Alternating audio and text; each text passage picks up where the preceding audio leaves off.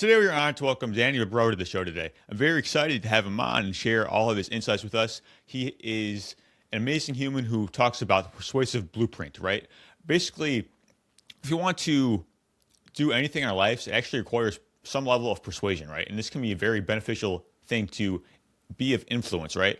And he talks about many different tactics in order to get into that and building teams and mental grit, right? This is our guest today, and we're really to be talking about how we can improve our lives through these methods.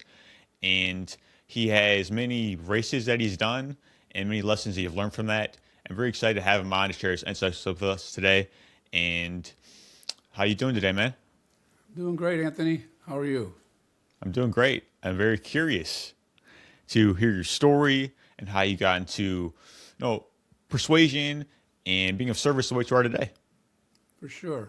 I'm happy to. You want me to start at the very beginning? Yeah, let's do it. All right. We'll try to be as concise as possible. But I think it's worthwhile starting sort of at the beginning. I was born with a serious vision impairment, which is non-correctable. And I think that led to some challenges in life. When I was old enough to be conscious, I suspected that I had physical talent and mental ability, but I had nothing to prove it. And that made for some challenges on emotional and maybe even mental health levels earlier on in life. Eventually, my ophthalmologist in his infinite wisdom saw fit to give me reading glasses, which wasn't until I was 18 when I barely got accepted into a college. And once I had that, I began to excel academically. And the other key pivotal moment for me on the physical front was a sophomore year in high school, a little bit before college, where my high school gym teacher introduced me to the concept of the psychological fatigue barrier. And that holds that our minds tell us to quit long before our bodies need to.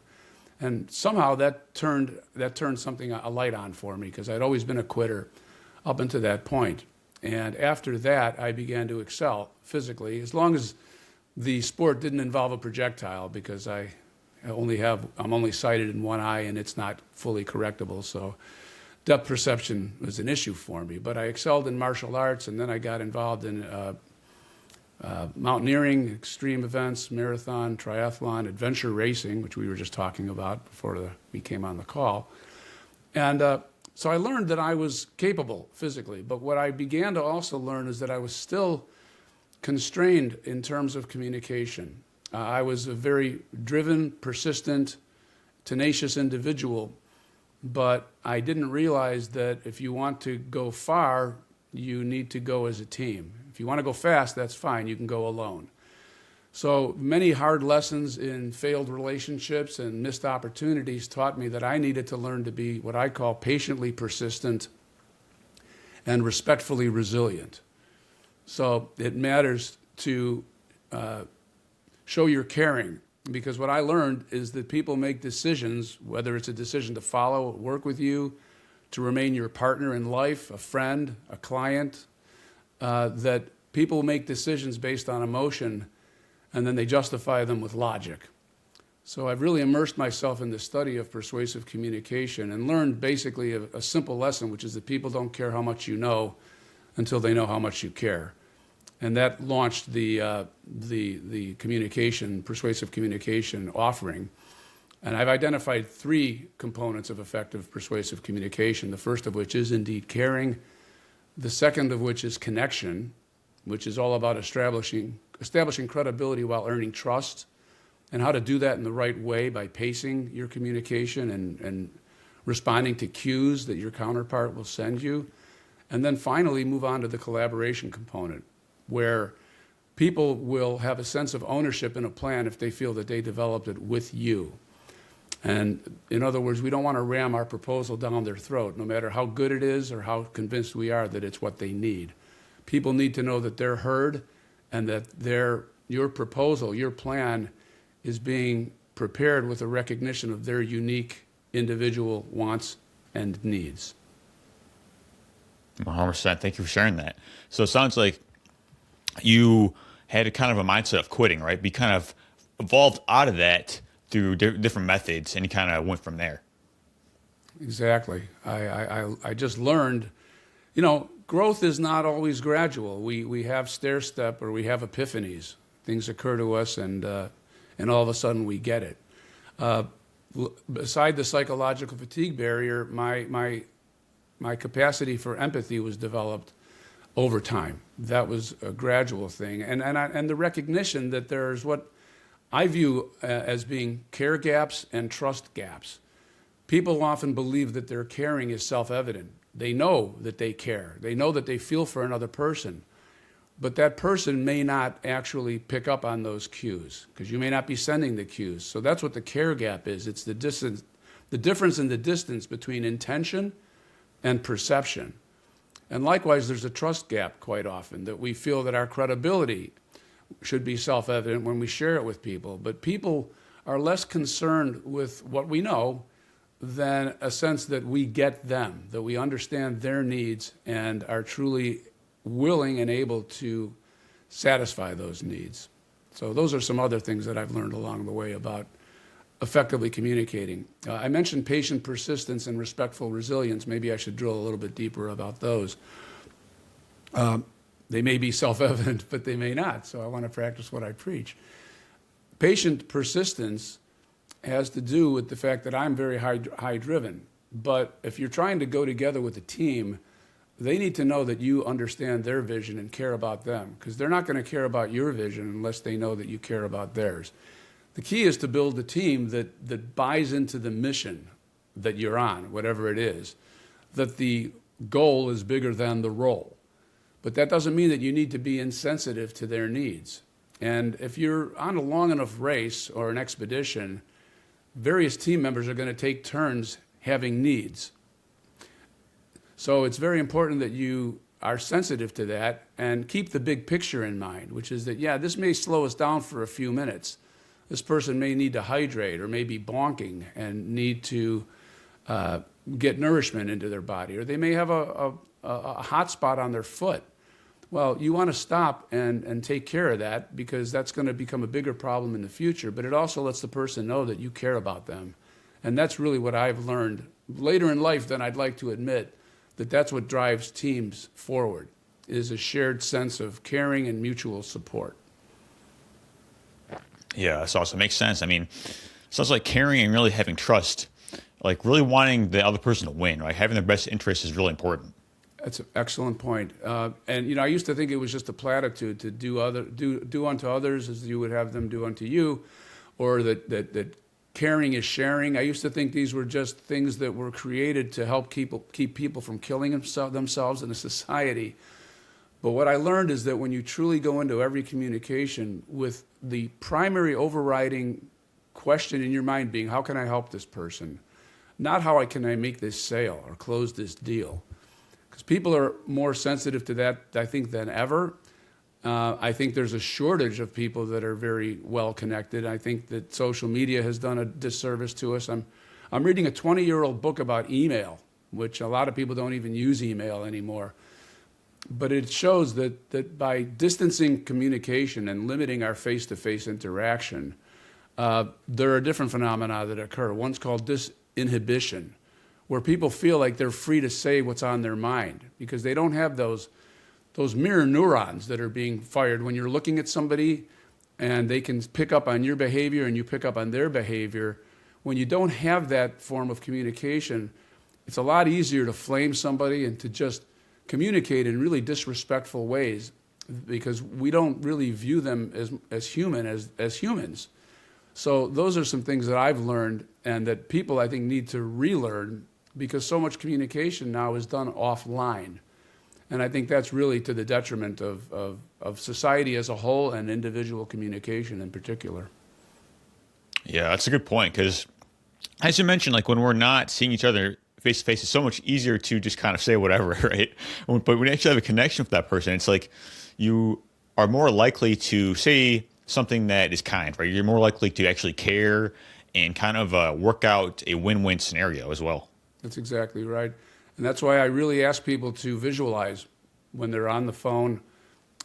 We've done a lot of coaching on telephone skills because a professor out of UCLA, Albert Mehrabian, identified 3 major components of effective communication, and they are the verbal, vocal, and visual components.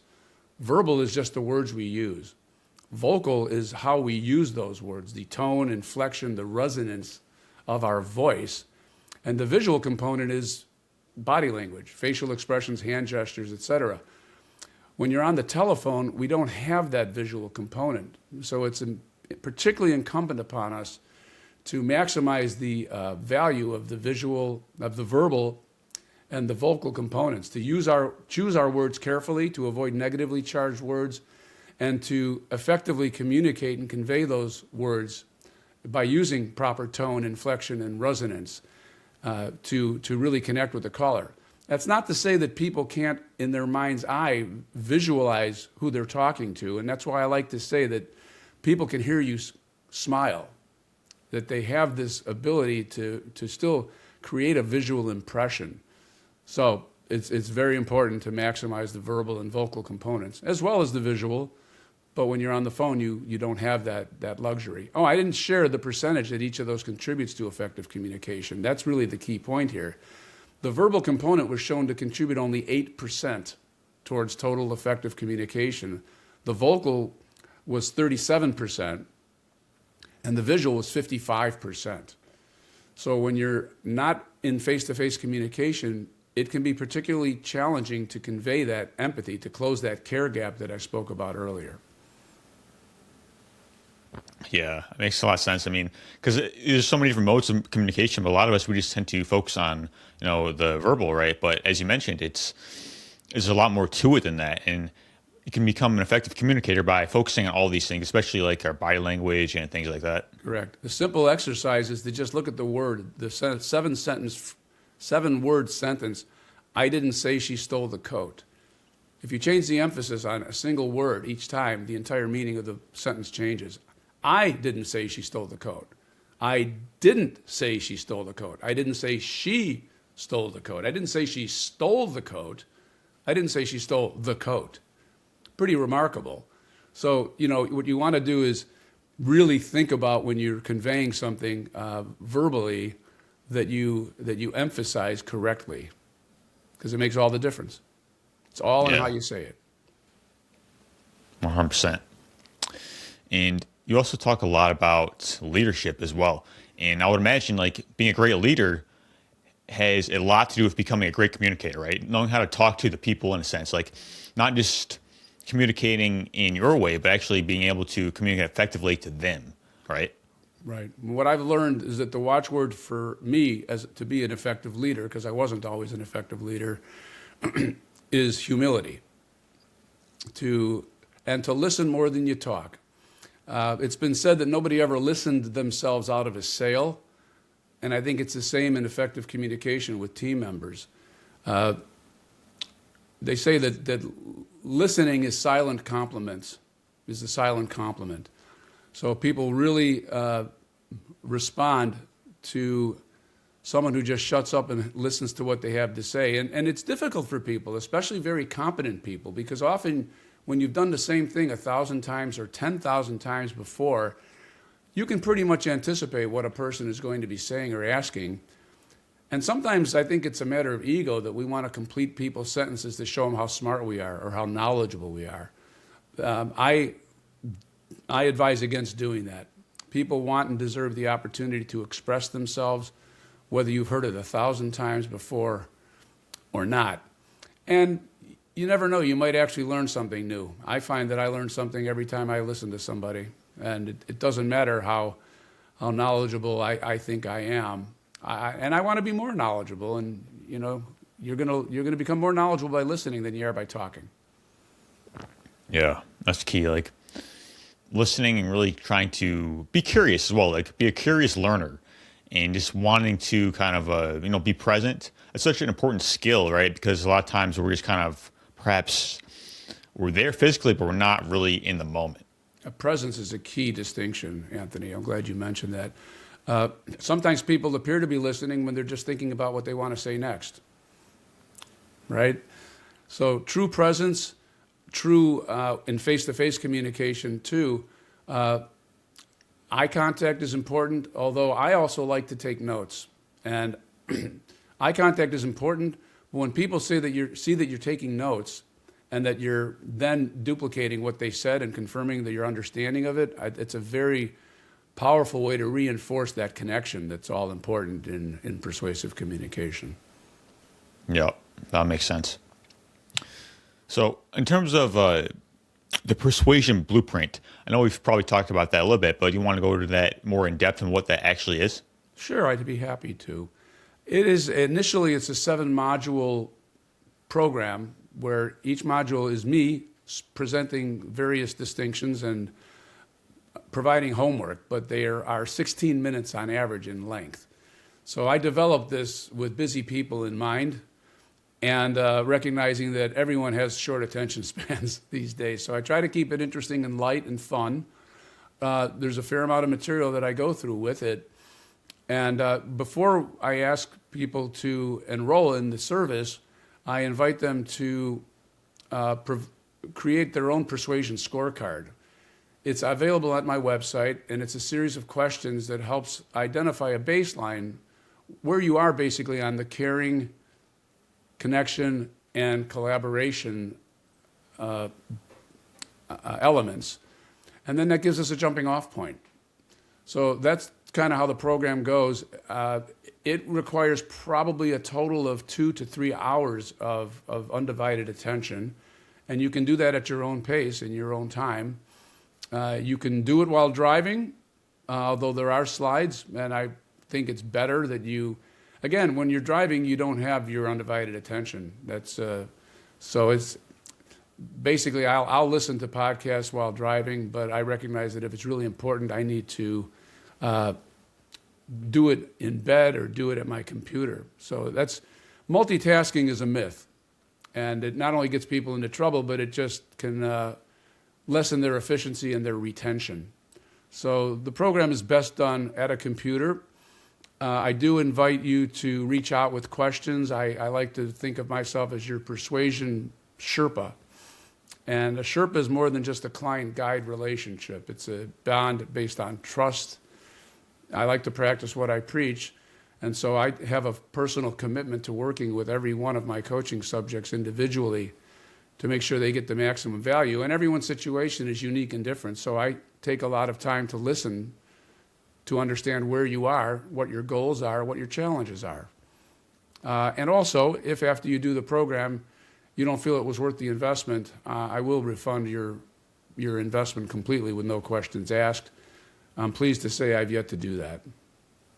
That's awesome, yeah. Because I haven't been asked. Right. Yeah, it's like, as you mentioned, it's more about like task switching, right, in terms of the productivity thing. Right. You want to switch tasks. People, you want to try to do one thing. We all do one thing well. That's how our brains are wired. Yeah. One thing well at a time. Definitely. How you really listen to a person based off what they need personally, right? Because a lot of times we just want to do things, have this general thing, but you said like listening to what that person needs in that moment, right? And that's really important because, life is our own journey in a sense. We have to personalize it based off their needs, just as like any type of great coach would do, right? You have to personalize it to that individual. So I'm glad you mentioned that too. Well, and it's an interesting point that you raise. It demonstrates your ability to connect with somebody by understanding sometimes their problem or their challenge better than they're articulating it itself. And that's where not just listening, but questioning, the use of open probes versus closed probes comes in, and mirroring and labeling the emotion.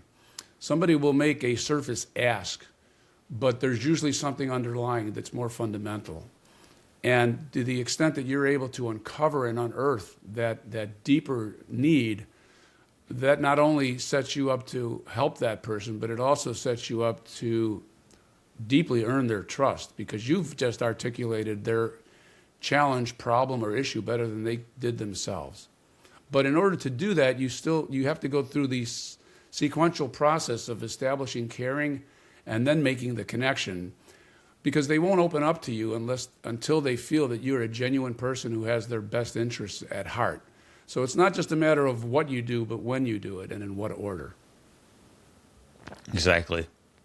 How do we do that exactly? Like, if someone is, wanting to connect more with people? Like, how do we actually develop a genuine interest? Well, when you say genuine interest, you mean identify what their interest is, or to get them to be interested in what you're offering? What specifically are you asking? So, like, how do you genuinely be interested in other individual, right? Okay. Because, How to demonstrate like, that interest? yeah, but actually, like, have it genuine, like, All right, well, that's really a great actually. question. I will tell you that uh, I'm a lot better at showing people how to convey caring than how to care in the first place. I make the assumption that the people with whom I'm working are sincere, caring individuals who are not interested in manipulation or coercion. That's how I define persuasion, as a series of mindsets and modalities to influence people to a desired course of action in a non-coercive manner. But some simple tools for demonstrating your interest. I have an interesting story, actually, about a fishing guide who everyone was always raving about. He was on a commercial, not a commercial, but a tourist boat where he had a lot of different people fishing. And people came back and told me about this gentleman and said, he's just a great guy. And I said, well, what's so great about him? He said, I don't know, but I just love being with him.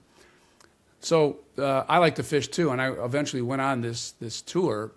And one of the things I wanted to catch not only was fish, but catch his meaning and his technique. What I found was that people would talk to him, and he would just sit, make eye contact, nod, and after almost everything somebody said, he would say, really? And that taught me that if you want to be interesting, be interested. Because people love to talk, and they love to talk about themselves, but you need to be sincerely interested in the person. If you're faking it, people will pick up on that. But that's just one simple technique for genuine, demonstrating sincere interest. Yeah, that makes sense. I mean, the way I look at it, like if you really want to have genuine interest, I feel like just having an altruistic mindset, right? Like understanding that if you win, like everyone wins on some level. Like the racing tide raises all ships, right? Having genuine interest and having that abundance mindset, and then if it's having that like open type of energy and just being curious, I feel like it just kind of like helps you reach your full potential and just kind of live in that flow in a sense. That's absolutely true, and that's what I said earlier, is that it is better to give than to receive, because you receive so much back when you do that. The altruistic mindset of which you spoke, and that's something that I learned fairly early on. In 1992, I established the Climb for a Cause Foundation, which we use as a vehicle primarily now. We raise money for many different causes, but the last 20 years or something, we focused on oral health education and treatment projects, which we do domestically as well as overseas. And the focal point of the fundraising is an annual hiking event that we do, and we're actually have our 2026 Climb for a Cause event scheduled for the weekend of September 12th, and we're going to be going to Banff. If you don't mind me jumping into a plug for our Climb for a Cause event. Yeah, go for it. Yeah, it's the website is climbforacause.org. And we're going to have 75 people on this event. We've already got 68 signed up, but we still have room for a few more. But it's just a wonderful opportunity to spend time with like-minded individuals, to challenge yourselves physically, to have wonderful once-in-a-lifetime experiences with, as I said, like-minded individuals, and to give back, to support people. And we provide you with the tools to do that. If you have a business, we provide you with various fundraising materials and various techniques. And it's a quintessential example of cause-related event marketing. It's one of the techniques that my digital marketing firm offers people, which is a way to do well by doing good, by simply not keeping your good works a secret, by professionally and respectfully communicating the fact that you're embarking on this journey and that you're inviting people that share your commitment to helping others to support it. And if anyone's interested in learning more about that, they can contact me directly, or they can go to climbforacause.org. Yeah, I love that. Just like connecting with like-minded individuals, go through challenges together, just makes make you more resilient overall too. More resilient, and you make fast friendships. I've known people through that I've met 30 years ago, and we continue to do fun things together and to try to make the world just a little bit better. That's what it's all about. Yeah. Like when you're on purpose and being of service, you just want to like give more, right? Just want to connect and kind of live in that flow energy like we were talking about. And, just kind of like the more that you give, like the more you receive in a sense, right? But it's really coming from it from a genuine place. That's And, right. like it's a good feeling. It's like a totally another way of being too. Yep. That's what cause marketing is. It's a business act whose primary goal is to benefit others. The benefit that inures to your business is an unavoidable consequence of your commitment to doing the right thing. And that's a beautiful thing. Yeah, for sure. So when it comes to persuasion, what are some basic things that if people are just starting to get on this journey? I know we've talked about like, connection and being a great communicator, but is there anything else that comes to mind? Just the importance of embracing empathy and learning how to convey rapport. And that's just with practice. We offer various techniques for doing that. It's questioning, it's understanding which questions to ask in what order. Quite often people make the mistake in business settings or in any settings of looking for details from people. When if you're going to do business together, the details can wait. And if you're not going to do business together, the details don't matter. And so I emphasize the importance of connecting with people emotionally, to showing that you care, because that's what people will remember. And asking questions that show that you care. We have, in the healthcare setting, we have what's called the TAFI introduction. TAFI is T-A-F-I, which is short for the art of first impressions. And that's a 5-sentence script which allows somebody to gain control of the call, because when you're working with somebody and you're the professional, you owe it to them to be in control. If you're not in control of the call, then the call will meander and it will never get to where it needs to go. So we show people how to ask questions that allow you to guide the caller while simultaneously establishing rapport, conveying empathy, and exuding enthusiasm. And it's a little beyond the scope of this meeting, but we could go into great detail on that. Again, I'm big on listening, on labeling, on getting granular with emotions, on setting your stage for success by understanding how to persuade yourself to be ready for an interaction, whether it has to do with gaining more confidence or maybe slowing down a little bit and learning how to run the race at your counterpart's pace. Yeah, that makes sense. So basically, when it comes to leadership as well, I would like to get into that a little bit more, like, because of course being a great communicator and being able to connect to your people is so important, but like, is it important to be the model for what is possible as well? Because you just mentioned like you have to kind of like take control of almost your own internal state, right? Like you have to kind of live what you talk about and be the light for what is actually possible. That's right. Well, if you're going to be an effective leader, you need to lead by example. And that means getting your internal house in order. And that means, doing an emotional audit. And that needs to be done in real time frequently. I'll hear, and we talk about this, the persuasion blueprint in motion, where we're dealing with it under pressure or in the wild, I like to say. We get out of the classroom and then we get into the real world. You'll be confronted with resistance from people. And if you meet resistance with resistance, you're just getting into a downward vortex or, a downward spiral. And so it's a matter of respectfully recognizing, first of all, that you don't need to respond quickly. It's better to do it right than do it quick. And that entails getting granular with the emotion. If somebody expresses something to you of a less than positive nature, evaluating for yourself, and what is this doing for me? What are my feelings? And when you verbalize those feelings, you actually move the experience from the amygdala, which is sort of the emotion center, to your prefrontal cortex, which is the logic center. And the very act of doing that, getting granular, articulating the emotion, helps to diminish the power that has over you. And that takes a minute to do, which is great because it gives you a time then to pause, and then to respond to the person by perhaps labeling what you're experiencing. Something like, it sounds like you're upset. And doing that in what Chris Voss likes to call the late night FM DJ voice, which is a slow, low, controlled communication that places your counterpart at ease and then gives them a chance to articulate what they're feeling. And the fact that they articulate it also moves them out of their amygdala into their prefrontal cortex, where now you can both begin to have a more logical, reasoned, and unemotional communication. Yeah, it makes sense. So it's like operating with this clarity within ourselves. So this clarity is power, right? And once we start to have this emotional audit, like you said, it's like being able to navigate it in a way that is skillful, right? Being able to know what you want and your goals and all these things is very important to operate out of that clarity too. Clarity is key.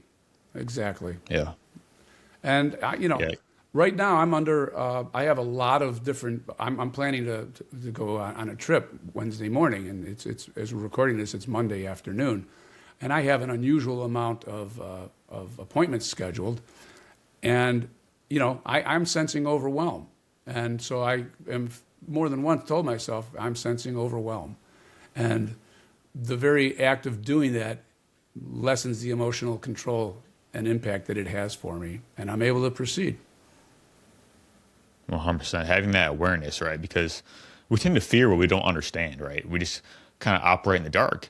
And until we shed light on that, it's like that's what makes things possible, right? And then you have self-awareness, and you actually put a plan and strategy together and make it happen.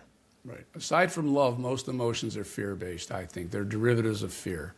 And that's the way we are wired. Our brains are wired to survive, to make fast decisions, because when we were prehistoric, living out on the savannah, there were the quick and the dead, basically. But that instinct to react rapidly and emotionally and instinctively does not serve us in modern society any longer. And that's why we need to rewire our brains. And it can be done with practice. Yeah. Yeah. Practice, right? It's like, being able to access a higher level of cognition is so important. And we have to have a sense of peace within ourselves, because if we're just in a state of stress, it's hard to actually see what we want, don't want, and navigate life skillfully. Absolutely agree. Well put. Yeah. And so leadership, we have, being the model in life for what's possible, or really living what we talk about, right? The importance of that, communication, all these things. Is there anything else that comes to mind when it comes to, also like empowering people, right? Empowering people to almost be their own leader, right? Kind of like help people make their dreams a reality in a sense. That's right. And empowerment has to do with really focusing on the person's needs. And in a busy environment, you have got to, you're dealing with human beings.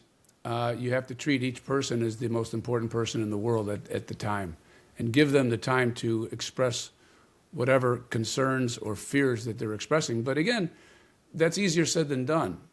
In order to do that, you need to create an environment that's conducive for that. And that's where the distinctions that I teach in the Persuasion Blueprint come in. Yeah. I would imagine it would be difficult, because we have to have a certain capacity in order to do this, right? And if we're just stressed out in our own lives, it's going to be a lot difficult to be there for the people who need it, right?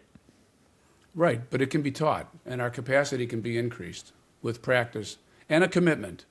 But we do have to get out of our own way. If we're operating from a position of fear and scarcity instead of love and abundance, as you mentioned earlier, then our success is going to be limited considerably. And I know, because that's where I started.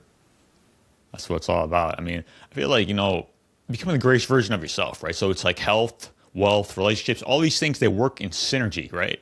And if something is lacking in a sense, it's going to affect everything else in one way or another. So just being able to take control of these things and have that purpose and mission in mind, right? So we can actually connect on a higher level with other individuals as well.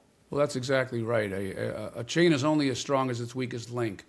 And there are many links in a healthy human being. You mentioned family, finances, fitness, philanthropy, force, energy, all of these come together, and it's a matter of, viewing ourselves as a work in progress, as a project that we never end. We should never end striving to improve and enhance. 100%. Yeah, I mean, it's always a process, right? It's always progress, and don't strive for perfection, right? It's about enjoying the process. It's progress, not perfection. Well, that's an excellent point too, and it's called living in the gap by some, which is we set a goal for ourselves and we evaluate where we're at and we've fallen short of the goal, and people tend to look at how far we have to go instead of how far you've come, and Right. it's the glass half empty analogy, right? But that really Yeah. helps power us and fuel us, especially when it's not essential that you reach a certain goal by a certain date. But perfection is and shall always remain an elusive goal. And a lot of people, and unfortunately in our society, we tend to put perfectionism on a pedestal. We think it's a virtue when in fact it's a vice. Because perfectionism has led to some very dangerous ideologies in this world. And it's also led people to procrastinate. A lot of people are perfectionists, so they won't start on a process until they think everything's ready, and they don't realize the circular logic of that belief, because we'll never start, because it'll never be perfect, and you'll never improve. Right. Yeah, I mean, like, you don't have to be great to get started, right? But you have to get started in order to be great. So Well, get in the game and learn as you go. right. You got to get started to be great. Yeah, I mean, because you mentioned like it's of course it's very important to learn the skills of achievement and all these things, but we have to acknowledge where we are, right? We have to enjoy this moment because all we have is right now, and we have to know that's always going to be a process anyways. There is no there, like all you have is right now. So enjoy the moment and be grateful for the moment, right? Have gratitude, and what you appreciate appreciates. Right. And my yoga instructor just 2 days ago said that if you're depressed, you're living in the past. If you're anxious, you're living in the future. The key is to be present. And I mean, one could argue, I think you could be depressed about the future and anxious about the past too. But the point is that the present is the gift. That's why they call it the present, right? Love the Absolutely. Yeah. So when it comes to building teams, right, this is kind of another concept within that. And of course, we've talked about it in the structure and all that, but how do we build empowerment within the teams? Like how do we build empowering teams that actually have a strong mission and are like forces in the world to be of service? Well, you're kind of going back to, or what we're talking about now is human resources management, HR, which is one of the most challenging elements of a successful business. And I think it's the bane of most business owners' existence, because finding and retaining peak performers is quite a challenge. But I think it does go back to the hiring process and the interviewing process.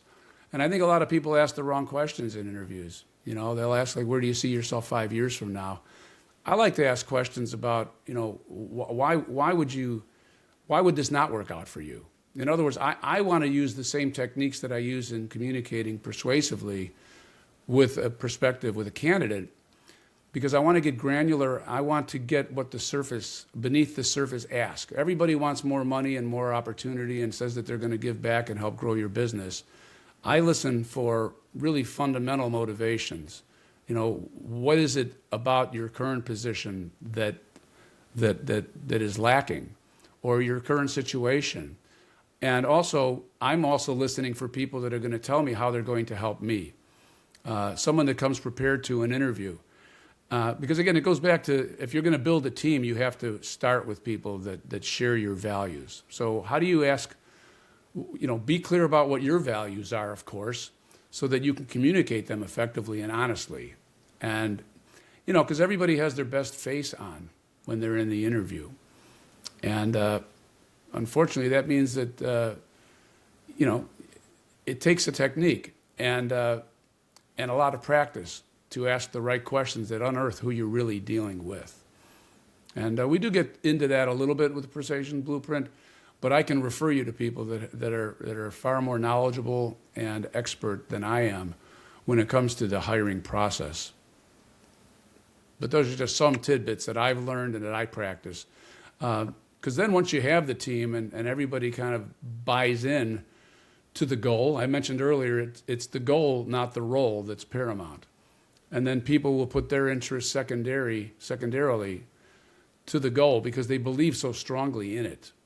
And it's a lot of fun having a goal that's larger than the organization or any one individual, which is why Climb for a Cause has helped me connect with people that are really fine individuals, fine human beings. And so that's another thing to consider is establishing a worthwhile cause that transcends your business or you as an individual, and then work to connect with people who share those values and that vision of a better future. And then you're going to have a stronger team dynamic. Yeah. Like connecting with that higher cause, that's really important. Yep. And it sounds like, asking empowering questions is really important as well. Just being able to ask the right questions, because when we ask better questions, we get better answers, right? Being kind of curious and asking the right questions toward your goals, like living in line with your values as well. Like, because people who are connected with the values of the mission, that's obviously really important. So I'm glad you mentioned that.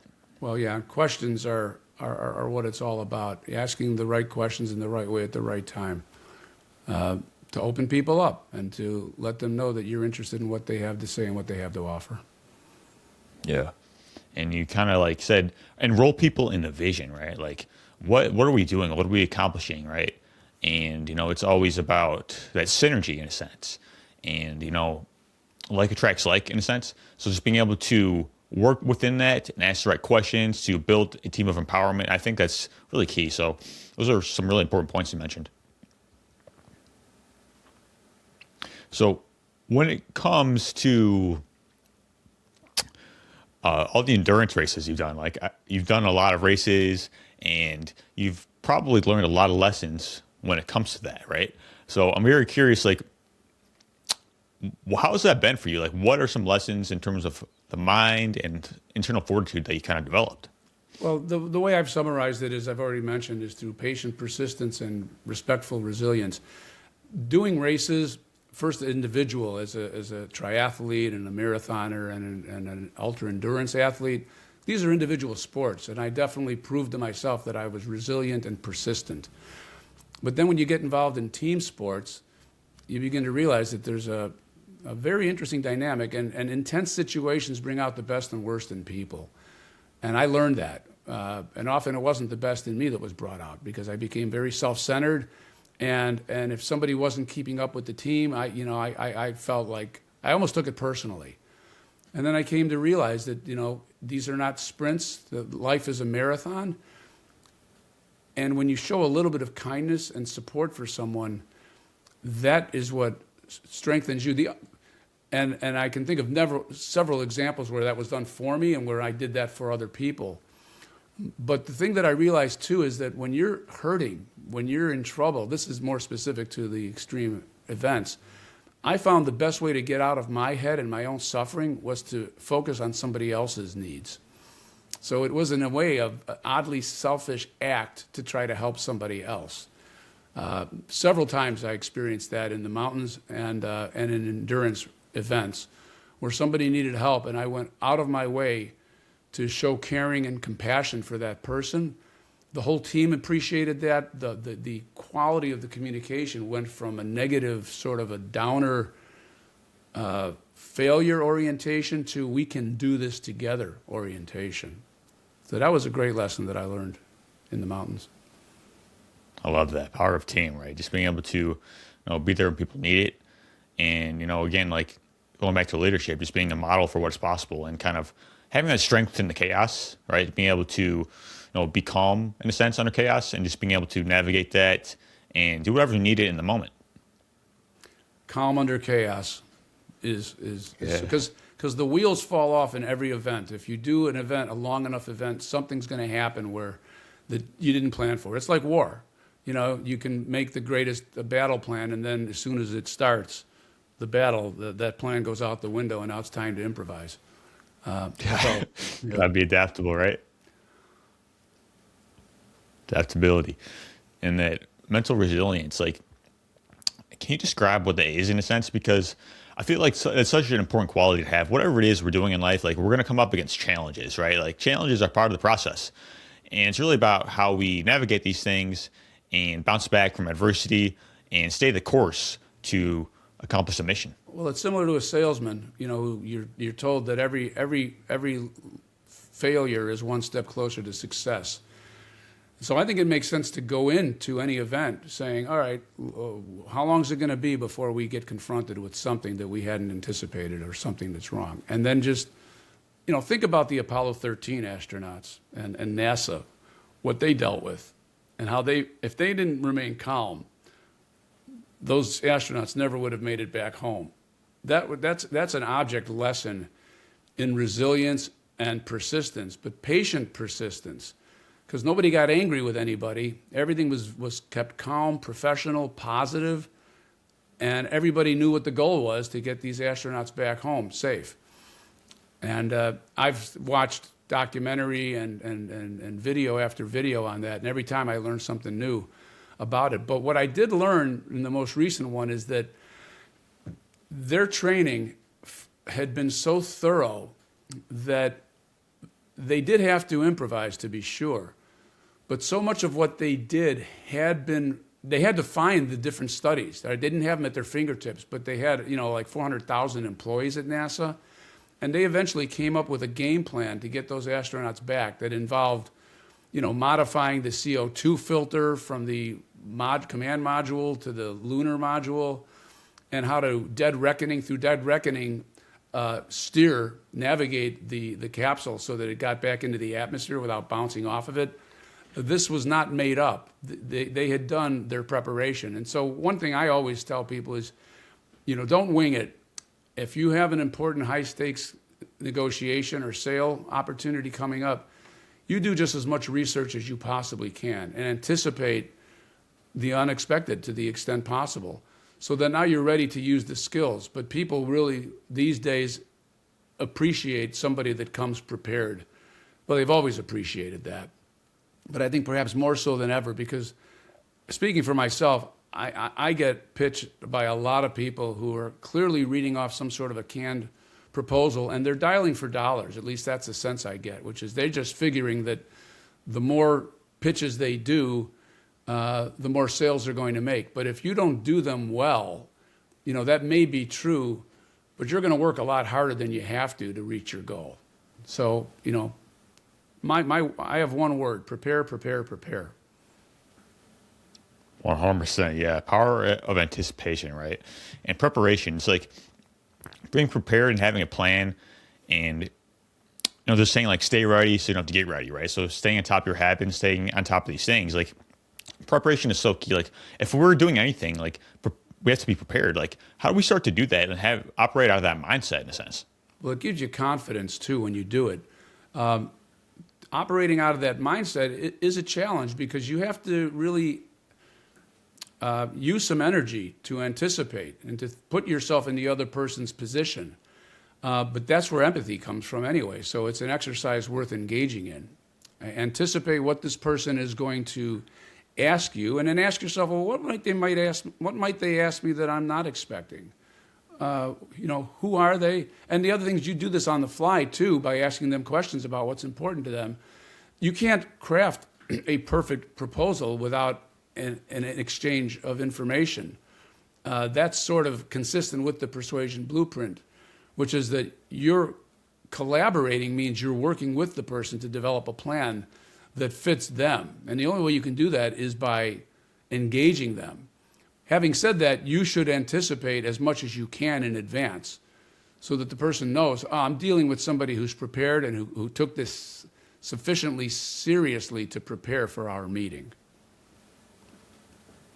Yeah, 100%. Preparation is key. All right, Danny, this has been awesome. I appreciate you so much for coming on the show today, man, sharing your story with us, all your insights when it comes to persuasion, leadership, and building teams, right? Because that's what it's all about. If we want to do anything in life, it's going to be with and through the help of other people, right? That's what greatness is all about. And collaboration and being of service and operating out of, you know, being real and being genuine and having that mission on top of mind. So thank you so much for coming on the show and sharing all your insights in terms of mental resilience as well. It's been really fun. You're quite welcome, Anthony. Thank you for the opportunity. Definitely. So if people want to get connected with you and all your work, where can we find you? They can go to my website, DannyBobrow.com, DannyBobrow.com. You can register to receive the complimentary Persuasion scorecard there. You can learn more about my foundation at climbforacause.org, CLIMBFORACAUSE.org. Awesome. Thank you so much. You're welcome. Thank you, Anthony.